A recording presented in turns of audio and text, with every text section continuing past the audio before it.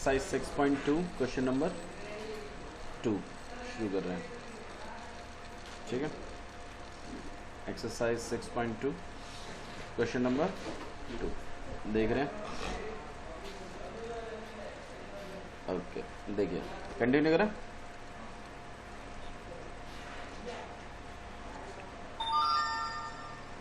In the given figure, यहाँ पर एक इस तरीके से एक डायग्राम बना हुआ है।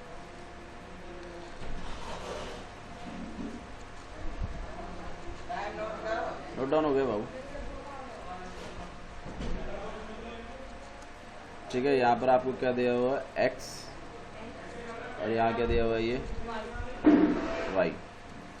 ठीक है, और ये आपको दिया हुआ है z। हाँ जी बाबू, देखो आपसे फाइंड x पूछा है, z निकालने की कोई जरूरत नहीं है। तो भैया हम डायरेक्ट y को 3x मानकर x और 3x को प्लस करके 180 के बाबू देखो, अभी देखेंगे क्या चीज़ है इसके अंदर। एक चीज़ यहाँ पे लिखी हुई है, क्या गिवन है आपको। सबसे पहले तो गिवन लिखो अपना। हमेशा देखो क्वेश्चन प्रेजेंट कैसे करना है उस चीज़ पे गौर करें। ठीक है, सबसे पहले हमेशा गिवन लिखा करो। गिवन क्या है आपको? यहाँ पर आपके पास ये लाइन दी हुई है, ए बी है ये लाइन, और ये क्या है आपके पास सी डी लाइन, और ये आपके पास ई एफ लाइन। ठीक है, यहाँ पे बीच में इस तरीके से। तो गिवन है आपको क्या कि ए बी पैरेलल है सी डी के। ठीक है, और सी डी पैरेलल है ई एफ के। अच्छा मुझे बात बताओ, ए बी सी डी के पैरेलल है, सी डी ई एफ के पैरेलल है, तो क्या ए बी ई एफ के पैरेलल नहीं होगी? बिल्कुल होगी। तो ऐसा काम करते हैं हम लोग, इसको कंक्लूड करवा देते हैं यहीं पे कि ए बी जो होगी वो पैरेलल होगी किसके? ई एफ के। या नीचे लिखना है, बोलो सॉल्यूशन करते टाइम से। हाँ मतलब इसको मतलब एक कंक्लूजन से निकला है इन दोनों के। आप ब्रैकेट में कर लीजिए कि ये इन दोनों के कंक्लूजन से निकला। इस पे स्टार मत लगाइए क्योंकि ये गिवन नहीं है बात, लेकिन हमने इन दोनों के कंक्लूजन से निकाल दिया। अच्छा जी, और क्या चीज़ गिवन है आपको कि वाई जेड का रेशो 3:7। अच्छा जी, फाइंड क्या करना है? फाइंड करना है एक्स। फाइंड क्या करना है आपको? एक्स। स्टार्ट करें? आइए चलिए, इसमें थोड़ा सा दिमाग लगाते हैं। कहना क्या चाहता है वो कि ए बी जो है वो पैरेलल है किसके? सी डी के, और सी डी जो है वो पैरेलल है किसके? ई एफ के। तो वैसी बात है, तीनों लाइनें आपस में कैसी हैं? जब लाइनें पैरेलल होती हैं तो अल्टरनेट इंटीरियर, को इंटीरियर, अल्टरनेट एक्सटीरियर, वर्टिकल तो नहीं, वर्टिकल तो उसके लिए बिना पैरेलल के भी हो जाता है। तो मतलब ये सारी चीज़ें कर सकते हैं हम लोग, ये सारी चीज़ें हम लोग कर सकते हैं। तो हम लोग इस काम को कर सकते हैं। अच्छा जी, तो अब देखिए y और z का रेशो दिया हुआ आपको, y का और z का रेशो दिया हुआ। तो अच्छा मैं इसको एक बात बताऊँ, मैं y को फिर 3x नहीं मान सकते क्योंकि x वेरिएबल का यूज़ हुआ है। 3a मान लीजिए, मतलब x नहीं मान सकते ना, x का तो यूज़ किया है आपने, तो x नहीं मानेंगे। तो हम यहाँ पे 3a मान लेते हैं, और इसको क्या मान लेंगे हम लोग? 7a। हाँ या ना? अलग अलग नहीं होते वेरिएबल, एक ही होते हैं रेशो। मेरी बात समझ में आ रही है? ठीक है, ओके। तो यहाँ पे 3a हो जाएगा, यहाँ पे कितना हो जाएगा आपके पास? 7a। बात क्लियर है? अच्छा जी, और देखिए एक चीज़ को, 3a और यहाँ पर कितना है आपके पास? 7a हो गया। अच्छा, हमें फाइंड आउट क्या करना है? हमें फाइंड आउट करना है ये x। अच्छा, x तो तब निकलेगा ना जब a की वैल्यू निकलेगी। ठीक है, अच्छा जी, मुझे एक बात बताओ पहले तुम कि यार ये भाई, अब आप इस लाइन को थोड़ी देर के लिए भूल जाइए, इसको भूल जाओ थोड़ी देर के लिए। अब मुझे बताओ यार, ये वाली लाइन इस लाइन के पैरेलल है, तो ये अगर 7a है तो x कितना होगा? 7। क्यों? Alternate alternate interior. एक्सटीरियर कहाँ है मैडम? इंटीरियर है, अल्टरनेट इंटीरियर। तो यार ये भी 7a हो जाएगा, हाँ या ना? अब मुझे एक बात बताओ, अब आप इसको भूल जाओ, अब इसको ध्यान रखो इसका लिए।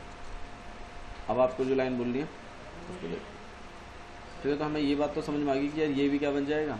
7a अल्टरनेट इंटीरियर से। अब आप इसको भूल जाइए। अब मुझे बात बताओ, ये लाइन और ये लाइन अगर पैरेलल है तो ये दोनों एंगल आपस में कैसे हैं? इन दोनों का सम 180 को इंटीरियर है। क्या है ये दोनों? तो मुझे बात बताइए 7a plus 3a equal to में क्या हो जाएगा?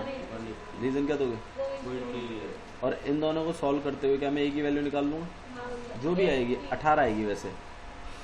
7a प्लस 3a 10 है और अपॉन में कर दोगे तो कितना हो जाएगा? काट पीट के 18 आ जाएगा आपके पास। सही है। a की वैल्यू को इसमें डाल देना 7 में, 7 है। x की वैल्यू निकल जाएगी कि नहीं निकल जाएगी? मेरी बात समझ में आ रही है? कैसे करेंगे? आइए लिखना सीख लेते हैं कैसे लिखेंगे। तो सबसे पहला काम है कि हमें हमारे वो z को और x को वर्टिकल कह रहा हूँ अल्टरनेट इंटीरियर से इक्वल दिखवाना है। ठीक है, तो आइए शुरू करते हैं। सॉल्यूशन स्टार्ट कर रहे हैं। y/z का रेशियो कितना है? 3:7। हाँ जी, तो लेट कर लेते हैं। लेट y इक्वल टू में कितना? 3 है। z इक्वल टू में कितना? 7। ठीक है, अच्छा जी। उसके बाद आप मुझे बताइए z और x, उसके लिए हमें क्या दिखाना पड़ेगा कि भाई देखो ए बी, मतलब आप इस बात को लिख, अब देखो जो बातें हमने यहाँ लिखी हुई है ना, वो अब आप चाहो तो वापस भी लिख सकते हो, चाहो तो डायरेक्ट भी लिख सकते हो। भाई देखो ए बी जो है वो पैरेलल है किसके? ई एफ के। रीज़न क्या है? क्योंकि ए बी पैरेलल है सी डी के और सी डी पैरेलल है ई एफ के। तो ऑब्वियस सी बात है ए बी किसके पैरेलल हो जाएगा? ई एफ के। और अगर ए बी ई एफ के पैरेलल है तो एक्स जो है वो इक्वल होगा किसके? जेड के। अब जेड के होगा, समझ में आई ना बात? और तो एक्स ऑब्वियस सी बात है किसके इक्वल हो जाएगा? 7a के। हाँ या ना? अच्छा जी। अब आप इस बात को भी लिख सकते हो कि ए बी पैरेलल है सी डी के। यहीं पे लिख देता हूँ मैं, ठीक है, यहीं शुरू कर रहे हैं। अब ए बी पैरेलल है किसके? सी डी के। तो ऑब्वियस सी बात है x प्लस में y इक्वल टू में कितना हो जाएगा? रीज़न बताओ। को इंटीरियर। रीज़न क्या हो जाएगा आपके पास? को इंटीरियर एंगल्स। रॉबिन, जवाब नहीं आते हैं आपसे? खो जाते हो आप? कहाँ है? बोले नो। x की जगह क्या लिख सकते हैं हम लोग? 7 है, अभी अभी लिखा है। और y की जगह 3 है। और यहाँ पे 180। 7a प्लस 3 है 10 इक्वल टू में कितना? 180। एक को अकेला कर दीजिए, 180 अपॉन में 10, 0 0 गया। ए की वैल्यू कितनी आ गई? 18। ए की वैल्यू बाबू अपलोड करी, थोड़ा लेट हो गया था मुझे, कोई बात नहीं, मैंने उसके डंडे कहाँ मार रहा हूँ आपको। ए की वैल्यू कितनी होगी? 18। हमें एक्स की वैल्यू निकालनी है, ध्यान रखना। फाइंड एक्स बोला है उसने हमसे, तो इसमें वाई जेड की वैल्यू में पुट करने की कोई ज़रूरत नहीं है, आप डायरेक्टली एक्स की वैल्यू निकालिए। हाँ भाई, एक्स की वैल्यू कितनी है आपके पास? 7 है ना? तो यहाँ पे 7 इंटू में 18 हो जाएगा। हाँ भाई, आंसर इज 126 डिग्री। किसी को डाउट है तो बताइए। तो एक्स इक्वल टू में कितना आ जाएगा आपके पास? 126 डिग्री। क्लियर है? समझ में आया? सिंपल काम करिए, अपने दिमाग में चलाते रहिए कि क्या कर रहे हैं, ऐसे रट रट आगे करने की ज़रूरत बिल्कुल भी नहीं है। ठीक है, let's move to the next question. Question number 3। Question number 3 के गिवन देखिए। गिवन क्या क्या है? ए बी पैरेलल है किसके? A B is parallel to C D, ये पहला गिवन है। ओके, ई एफ पैरेलल कहाँ है भाई साहब? ई एफ परपेंडिकुलर है किसके ऊपर? सी डी के ऊपर। अच्छा, परपेंडिकुलर, ई एफ परपेंडिकुलर है सी डी के ऊपर, तो मतलब ये वाला एंगल और ये पूरा एंगल 90 है ना? तो क्या हम इसके नीचे लिख दें कि angle F E D equal angle F E C equal to में 90 डिग्री। हाँ या ना? समझ में आया ना? सिर्फ परपेंडिकुलर बोलने से गिवन के नंबर नहीं मिलेंगे, आपको मुझे बताना पड़ेगा कि परपेंडिकुलर होने से होता क्या है। वो चीज़ जब तक आप नहीं लिखोगे उसमें, तब तक आपको नंबर नहीं है। बहुत बच्चे कहते हैं कि नहीं हमने तो गिवन प्रूफ लिखा था, उसके नंबर नहीं मिलते। सिर्फ गिवन प्रूफ के नंबर नहीं मिलते। अगर मान लो जैसे बाइसेक्टर लिखा हुआ है, एंगल बाइसेक्टर, तो एंगल बाइसेक्टर बोलने से कौन से एंगल इक्वल हो गए वो भी तो बताओ। वो होता है प्रॉपर गिवन। मतलब अगर आपने ये नहीं लिखा, सिर्फ ये लिखा है, तो अब ये टीचर के पास है बॉल कि भाई वो आपको नंबर दे या फिर ना दे। You can not demand, but if you like right this thing, ठीक है, तो she has to give you number. मेरी बात समझ में आ रही है? ठीक है, ओके। ठीक है, तो आपके पास इस तरीके से हो जाएगा यहाँ पे। तो angle F E D equal to में angle F E C equal to में कितना 90 डिग्री। ठीक है, ओके। और क्या चीज़ गिवन है आपको? Very good. Angle G E D equal to में कितना है 126 डिग्री। ठीक है, तो आपके पास एंगल जी ई डी कितना हो जाएगा आपके पास 126 डिग्री। भाई जी ई डी मतलब यहाँ से लेकर यहाँ तक एंगल की बात हो रही है। मेरी बात समझ में आ रही है ना? ठीक है। अच्छा, फाइंड करने के लिए कुछ बोला है उसने? हाँ जी, फाइंड करने के लिए 3 चीज़ें दी हैं उसने। भाई फाइंड लिख लेते हैं।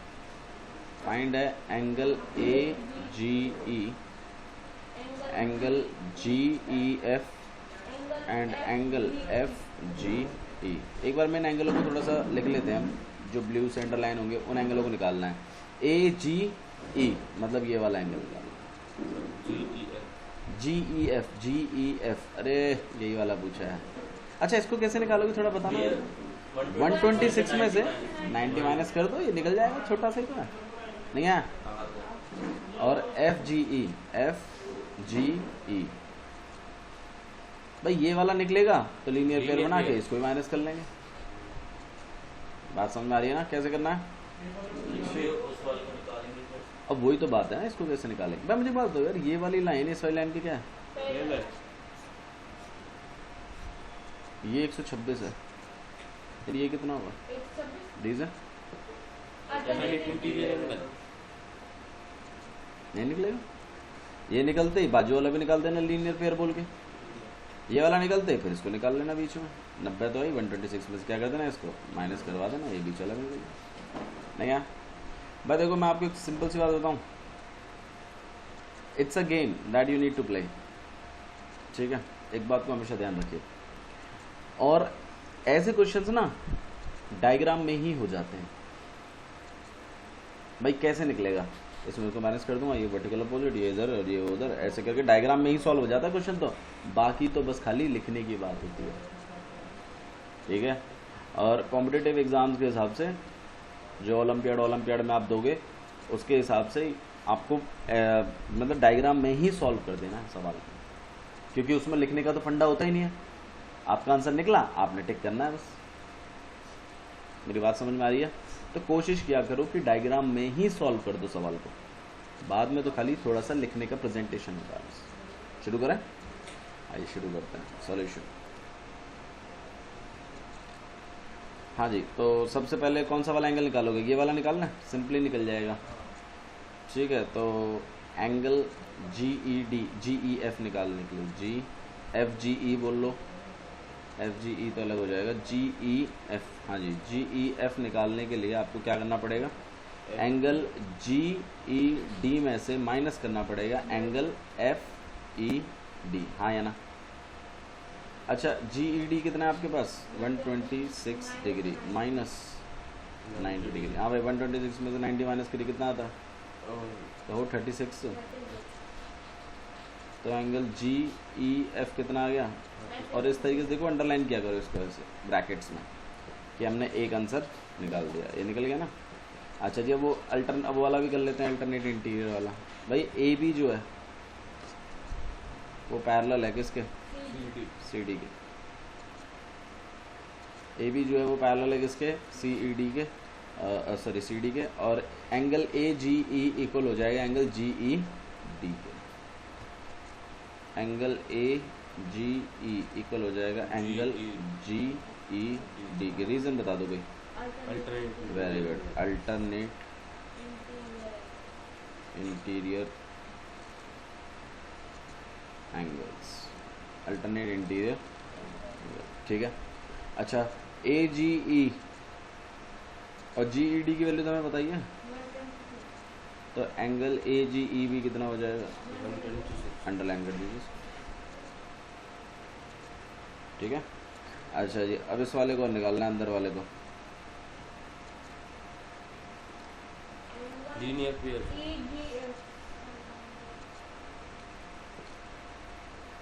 ये वाला निकाल दिया 126। ए जी ई प्लस ई जी एफ मिलाकर कितना? 180 reason, linear pair very good. Angle A G E plus angle E G F equal to में कितना 180 रीजन लीनियर पेयर। और ए जी तो हमने पहले निकाल लिया था 126। एंगल फैन को ऑफ करके उधर पे ई जी ई जी एफ अच्छे से लिख देते हैं इसको। Angle E G F equal to में कितना 180। एंगल ई जी एफ को हम यहाँ छोड़ रहे हैं, यहाँ कितना हो जाएगा 180 माइनस 126। हाँ भाई कितना हो जाएगा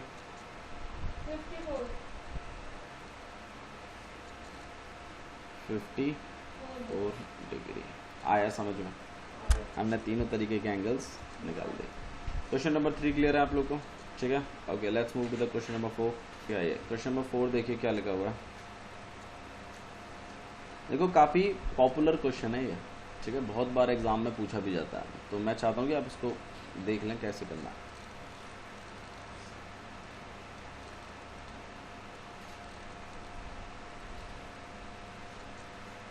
इस तरीके से आपको डायग्राम दिया हुआ, ठीक है। This is P Q R S और यहाँ पे क्या है आपके पास टी, ठीक है। 130 डिग्री, यहाँ पे कितना है ये 110 डिग्री, ठीक है। पी क्यू आर और आर एस टी, इस तरीके से आपके पास इन द गिवन फिगर यहाँ पे कुछ बात बोली गई है कि पी क्यू जो है वो पैरेलल है किसके, एस टी के। तो भाई पी क्यू पैरेलल है, ये दोनों लाइनें पैरेलल है। पैरेलल आती है आपको अल्टरनेट इंटीरियर, को इंटीरियर, एक्सटीरियर, करस्पॉन्डिंग, इन सब के बारे में सोचना है एक बार ज़रूर, ठीक है जी। आगे देखिए आपको ये बताया हुआ है कि एंगल पी क्यू आर कितना है 110 डिग्री है, और एंगल आर एस टी कितना है 130 डिग्री। आपसे फाइंड करने को बोला गया कि क्यू आर एस निकालो, ये वाला एंगल निकालने के बोला, ठीक है। देखो हम क्या करेंगे, मुझे बात बताओ कि कंस्ट्रक्शन में हम किसी एक लाइन के पैरेलल तो ड्रॉ कर सकते हैं ना लाइन, तो मैं क्या करूँगा, मैं पी क्यू के पैरेलल ड्रॉ कर रहा हूँ एक लाइन ऐसे, जो कि आर से पास होती हुई जाएगी, ठीक है। अब आप मुझे बताइए, देखो अब देखो सोचना कैसे, सोचना ऐसे भाई ये वाली लाइन इस वाली लाइन के पैरेलल है, तो कोई इंटीरियर अल्टरनेट पल्टरनेट सब लग रहे हैं। अब यार ये वाला अगर पता है तो यार ये वाला निकाल सकते हैं, ऐसे सोचना। ये 110 है, ये वाला कितना हो जाएगा 70। यार तुम सोच ही नहीं, पी क्यू लाइन को एक्सटेंड उससे भी हो जाएगा। मैं दोनों तरीके से करके दिखाऊंगा आपको, मेरी बात सुन बाबू, अल्टरनेट से ये और ये हो जाएंगे पूरे।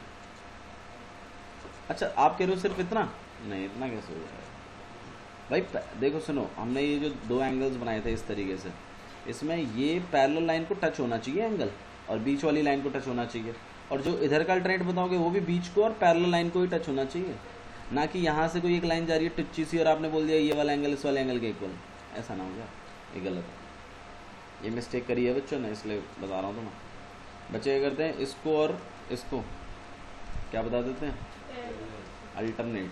क्या बता देते हैं, अल्टरनेट इंटीरियर। क्यों? क्योंकि उन्हें आइडिया ये होता है एक लेफ्ट का दूसरा तो अल्टरनेट सोचते, वो ये नहीं सोचते कि अल्टरनेट इंटीरियर एंगल्स कौन से थे, जो लाइन पर टच हैं, इस वाली पैरेलल लाइंस पर टच होना चाहिए एंगल, तब होता है अल्टरनेट इंटीरियर, ठीक है। मेरी बात समझ में आ रही है? ओके देखो आपको क्या चीज़ मतलब मैं कैसा चाहता हूँ आपसे, मैं अपना बता रहा हूँ आपको हिसाब किताब। मैं चाहता हूँ कि जैसे आपको ये पता था और आपको मैंने कह दी ये वाली लाइन इस वाली लाइन के पैरेलल, तो आप मुझे इसका जवाब डायरेक्टली दे दो। रीजन कैसे लाओगे, को इंटीरियर। समझ में आया ना भाई? कहती है ना दो पैरेलल लाइन है एक ट्रांसवर्सल है, तो यार ये अगर 110 है फिर ये कितना होगा 70 होगा। वैसे बात है, क्यों? क्योंकि इन दोनों को प्लस करके कितना आना चाहिए, तो इसमें एक तो 110 है, तो दूसरा वाला कितना होगा 70 ही होगा, ठीक है। तो इस तरीके से विद रीजन कि क्या रीजन है, अल्टरनेट इंटीरियर है, अल्टरनेट एक्सटीरियर है, क्या चीज़ है, ये बात क्लियर है? ये 110 है तो यार ये कितना हो जाएगा आपके पास? 70 डिग्री। आया समझ में? अब और देखो देखो मैं कैसे सॉल्व कर रहा हूँ आपको, मैं यही बताता हूँ। मुझे बात हो यार, ये वाली लाइन अगर इसके पैरेलल है तो यार ये वाली लाइन इसके भी तो पैरेलल होगी, क्योंकि ये दोनों आपस में पैरेलल है। तो यार ये वाली कहीं ना कहीं इसके भी पैरेलल होगी। अब यार ये 130 है तो तुम यार ये बता दो यार ये कितना होगा? ऐसे। और रीजन क्या दोगे उधर? कोइंटीरियर। ऐसे दिमाग लगाओ। और मुझे बताओ अब क्या तुम ये नहीं निकाल सकते? कैसे निकालोगे? 130 को अल्टरनेट से पूरे एंगल को ही नहीं। हाँ वो भी कर लो, मैं बता तो रहा हूँ, 1 मिनट। ये हो गया। अब आप क्या कर लिए? Angle sum sorry straight angle लगा लो, 3 एंगलों को प्लस करके कितना? 180। एक तरीका ये है। दूसरा तरीका देखो आप, दूसरा तरीका देखो। देखो सुनो भाई, ये 130 है, ये दोनों लाइनें पैरेलल हैं। तो मुझे बात हो यार यहाँ से लेके यार यहाँ तक कितना होगा? 130 में 70 हटा देना, ये बीच वाला नहीं निकल आएगा। ऐसे भी हो जाएगा। मेरी बात समझ में आ रही है? पक्का? किसी को डाउट है तो बताओ भाई। ठीक है। दूसरा भाई ये 110 था, आप ऐसे भी निकाल सकते हो। भाई ये 110 था तो यार यहाँ से लेके यार यहाँ तक कितना हो जाएगा? सही है भाई। ये 130 है यार, ये कितना हो जाएगा? 50। 110 में से 50 को हटा दो, ये बीच वाला एंगल निकल जाएगा। ऐसे भी निकाल सकते हो, तो आपकी चॉइस है। अच्छा जी, एक तो हमने इस तरीके से निकाला। अच्छा आप कौन से वाले तरीके से करोगे? मेन बात होगी तो आप कौन से तरीके से करोगे, ये आपके ऊपर है कि आप किससे करना चाहते हो। ठीक है, मेरी तो आपको ये गाइडेंस रहेगी। यहाँ 70 निकाल दिया, यहाँ से 50 निकाल लो और अपना स्ट्रेट एंगल लगा लो, बीच वाला निकल जाता है। समझ में आया?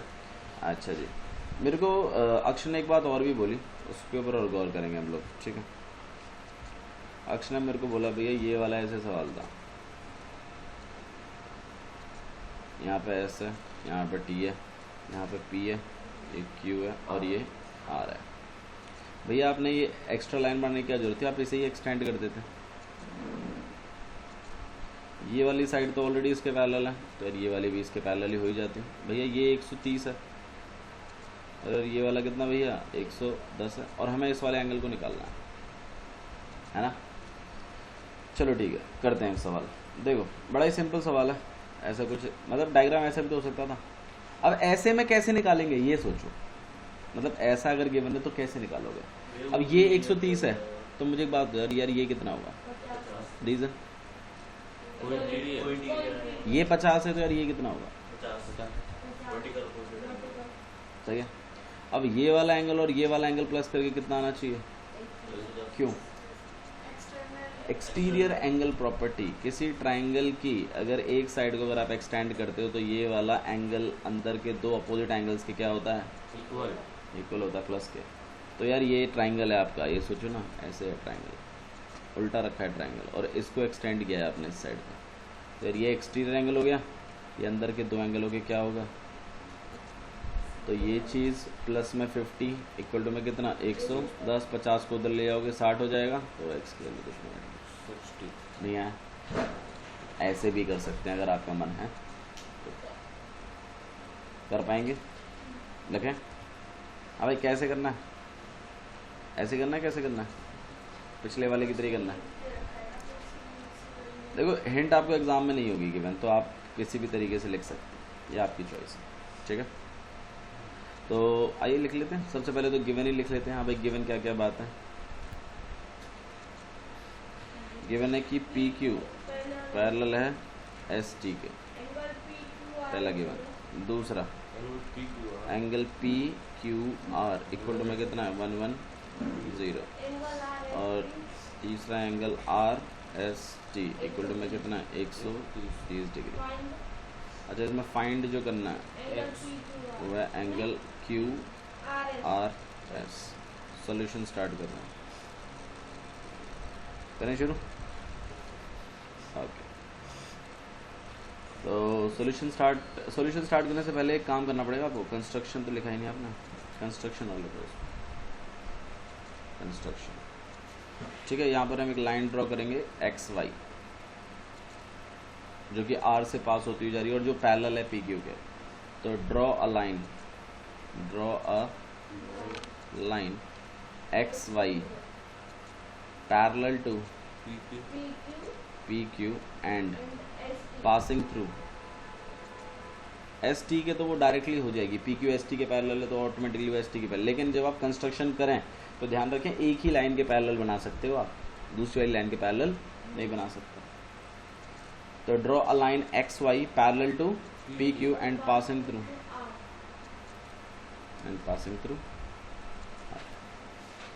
ठीक है। आगे सॉल्यूशन स्टार्ट कर रहे हैं। सॉल्यूशन देखिए क्या चीज़ करनी है। तो सबसे पहले तो भाई पी क्यू पैरेलल है किसके, एक्स वाई के। रीज़न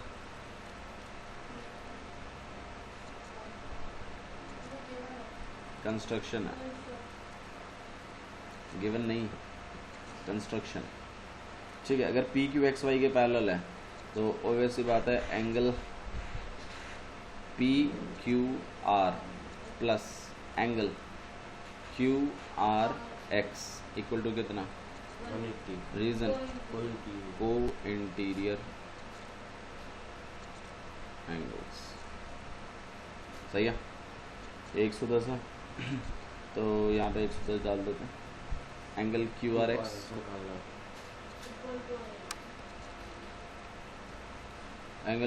को हम यहीं छोड़ रहे हैं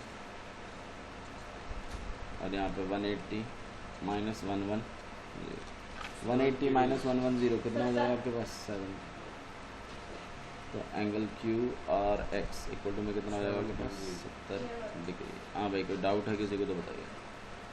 ऐसे ही हम दूसरे वाले को भी निकालेंगे, लेकिन उसके लिए हमें थोड़ा सा यहाँ पे लिखना पड़ेगा। भाई पी क्यू पैरेलल है एस टी के, गिवन है, और पी क्यू पैरेलल है एक्स वाई के, कंस्ट्रक्शन है। तो ऑब्वियस सी बात है एस टी पैरेलल हो जाएगा किसके, एक्स वाई के। भैया तो 70 आ रहा है आंसर। अब देखेंगे, अभी पता चलेगा मैंने कहाँ निकाला है। ठीक है, तो अगर ऐसा है तो आप इस बात को लिख पाओगे कि angle R S T plus में angle S R Y equal to में कितना 180। रीजन को इंटीरियर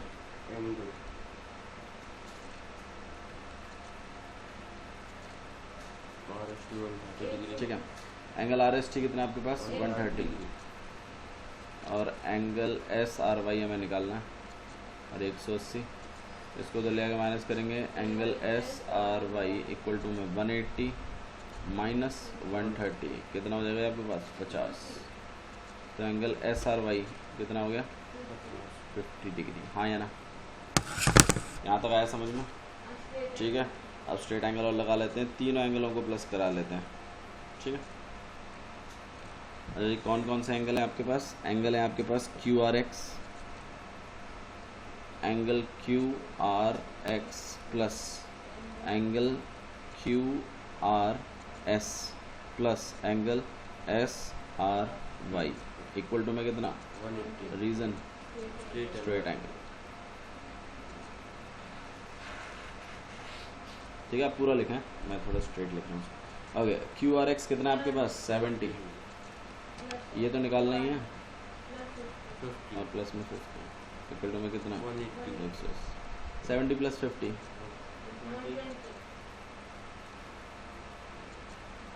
यहाँ 180। 60 डिग्री तो एंगल क्यू आर एस को माइनस किया तो कितना बैठेगा आपके पास 60 डिग्री। तो एंगल क्यू आर एस है आपके पास 60 डिग्री। ठीक है, समझ में आया? ओके, तो इस तरीके से आपको सिंपल सा मतलब आपको क्वेश्चन जानबूझ के इस तरीके से करना है कि आपको तो समझ में आ जाए, तभी तो आप किसी को समझा पाओगे। और ऐसा नहीं है कि एक क्वेश्चन को करने के एक ही तरीके हैं, there are multiple ways to do the same question. ठीक है, सो hey, let's move to the next question. Question number 5. Question number 5 का आपको डायग्राम दिया हुआ है। देखिए डायग्राम कुछ इस तरीके, देखो अभी आप देखो हम इस क्वेश्चन को भी यहीं सॉल्व कर देंगे डायरेक्टली। ठीक है, देखो जो प्रूफ वाले सवाल है ना उनको तो चलो हमें करना पड़ता है सॉल्व अलग तरीके से, वो डायग्राम में नहीं हो पाते। लेकिन ये जो फाइंड वाइंड वाले होते हैं ना, ये तो मतलब डायग्राम में ही सॉल्व कर दीजिए। इससे बहुत बहुत ज़्यादा मतलब ये लगा दीजिए डेवलपमेंट होता है ब्रेन का। और आपको इजी लगने चाहिए ये सवाल, ना कि मुश्किल, ठीक है? क्योंकि आप अपने एनसीईआरटी के बेसिस पे सोच रहे हो, मैं थोड़ा सा कॉम्पिटिटिव एग्जाम्स के बेसिस से सोच रहा हूँ, ठीक है? तो आपने इनकी बहुत अच्छी प्रैक्टिस करनी है। और आर.डी. शर्मा ले लीजिए, फाइंड वाइंड करिए, उसमें कोई दिक्कत नहीं, ठीक है? और यहाँ पे आपके पास Q है and this is R, okay. यहाँ पे आपके पास ये एंगल कितना है X, ये एंगल कितना है बीचों बीच Y, और ये कितना है 50, ठीक है? ओके, और ये वाला कितना है आपके पास 127 डिग्री, ठीक है? तो आइए देख लेते हैं। और यहाँ पे गिवन है कि गिवन बातों को पहले लिखवाओ मेरे को। गिवन क्या लिखा हुआ है? AP very good. A B जो है वो पैरेलल है किसके? सी डी के। ये पहला गिवन है। Angle A P Q equal to में कितना है 50 डिग्री। हाँ जी, angle P R D equal to में कितना है 127 डिग्री। अच्छा, फाइंड क्या करना है? देखो फाइंड की तरफ, find X and Y. Solution start करें। देखिए अब बड़ी आसानी से कर सकते हैं वैसे सवाल को। देखो मान लो हमें एक्स निकालना है, भाई ये 50 है, तो ये भी कितना हो जाएगा? रीजन बताओ। यू 50 है, यू भी 50 आ जाएगा एक्स की वैल्यू। क्यों? कहाँ यू वाली लाइन ये आगे कहाँ है? पैरेलल। यू 50 है, यू भी 50 आ जाएगा। क्यों? Very good.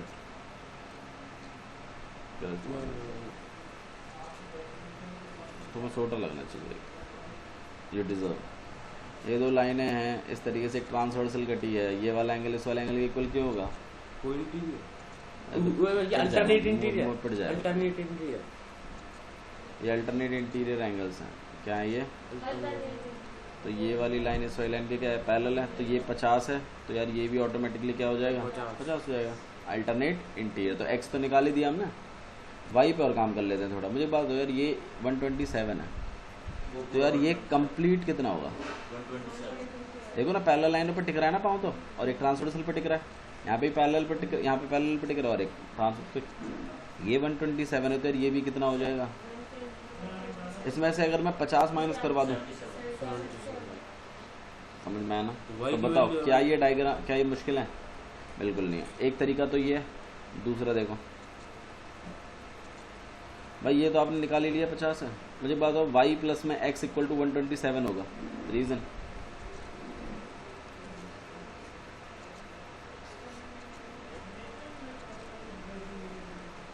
अभी अभी बताया था यार, अभी अभी जस्ट करके आया हूं मैं सवाल को।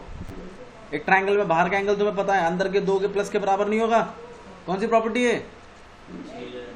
गोबर खा रहा है क्या? कौन सी प्रॉपर्टी है? एक्सटीरियर एंगल प्रॉपर्टी है। लिमिटेड प्रॉपर्टीज है, वो भी याद नहीं रखी जा रही। पता नहीं प्लेन कैसे उड़ाओगे तुम लोग। मतलब करोड़ों बटन होते हैं साले, मर जाओगे फिर तो तुम उसमें।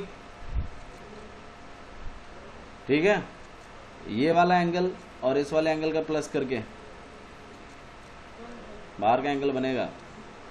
रीजन क्या है इसका? Exterior angle property. इसमें ये 50 है, क्या ये नहीं निकाल पाओगे आप लोग? ऐसे भी कर सकते हैं। कैसे करना है? पहले वाले से ही। क्यों नई प्रॉपर्टी याद रखने में तकलीफ हो रही है? क्वेश्चन शुरू करें? आइए क्वेश्चन शुरू करते हैं।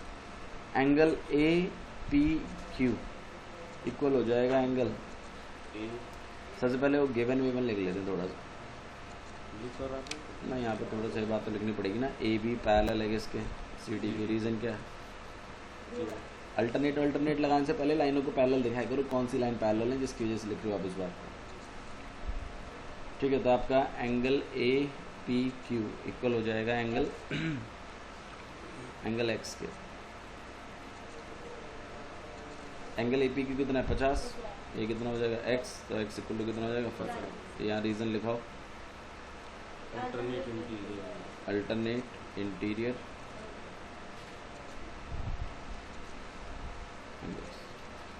ठीक है, तो ये 50 हो जाएगा आपके पास। अब एक्स प्लस में वाई इक्वल टू में 127 डिग्री। रीज़न बताओ। Exterior property. Exterior angle property. हालांकि इसको लिखने से पहले आपको इस तरीके से लिखना चाहिए। इसकी पहले इन ट्राइंगल में जाइए, in triangle P Q R. इसको अभी मत लिखो directly, in triangle P Q R में होगा गलत। फिर आप लिखो कि angle P Q R plus angle Q P R equal to में angle P R D. Reason क्या है? Exterior angle property. बात क्लियर है? अच्छा, एंगल पी क्यू आर की वैल्यू कितनी है? 50। एंगल क्यू पी आर की कितनी है? वाई इसकी कितनी है? 127। वाई को अकेला कर दीजिए, 127 माइनस 50 कितना आ जाएगा आपके पास? 7। तो वाई निकलेगा। इनको हाईलाइट कर दीजिए। आया समझ में किस तरीके से करना? बोलो भाई, किसी को डाउट है इसमें तो बताइए। ठीक है, आपके पास एक क्वेश्चन और रह गया, उस क्वेश्चन के बारे में और बात कर लेते हैं। Question number 6। ठीक है, ये मिरर है मान लीजिए इस तरीके से। क्वेश्चन नंबर 6 का एक थोड़ा सा बेसिक है, उसको बात करेंगे पहले। ये आपके पास इस तरीके से आती हुई लाइन को हम क्या कहते हैं? जाती हुई लाइन को क्या कहते हैं? रिफ्लेक्टेड। बहुत बढ़िया, रिफ्लेक्टेड। अच्छा, मिरर के बिल्कुल परपेंडिकुलर एक लाइन रहती है, इमेजिनरी लाइन होती है हालांकि, उसे हम क्या कहते हैं? Normal line. क्या कहते हैं हम लोग उसको? अच्छा, ये वाला जो एंगल होता है इसको क्या कहते हैं? और इसको हम लोग आई से डिनोट करते हैं ना, बोलते इसको क्या है? Angle of incidence. बहुत बढ़िया। और इसको क्या बोलते हैं? एंगल ऑफ आर से डिनोट करते हैं, angle of reflection. Angle of reflection. अच्छा, आप लोगों ने खुद पढ़ा है कि एंगल ऑफ इंसिडेंस किसके इक्वल होता है? होता है ना। इसे ही तो लॉ ऑफ रिफ्लेक्शन कहते हैं। यही है ना लॉ ऑफ रिफ्लेक्शन। इसका मतलब क्या है? इसका मतलब है कि लाइट अगर और नीचे वाले एंगल से आ रही है ना, तो टकरा कर वो उसी लेवल से जाएगी, उसी एंगल से जाएगी नॉर्मल के कंपेयर में।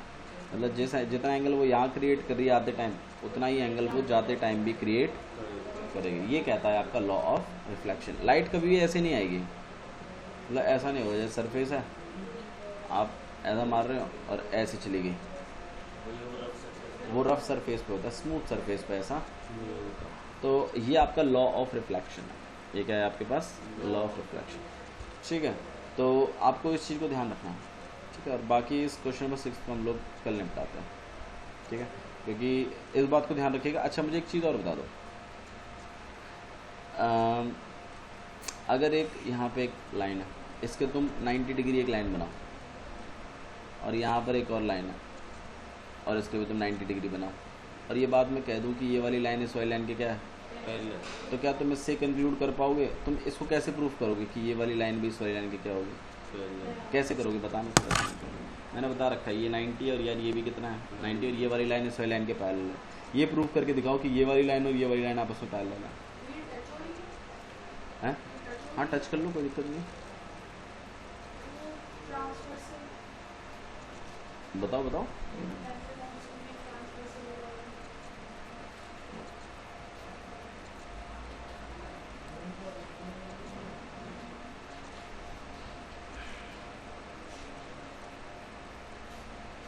ये एक रेक्टेंगल बन रहा है ना।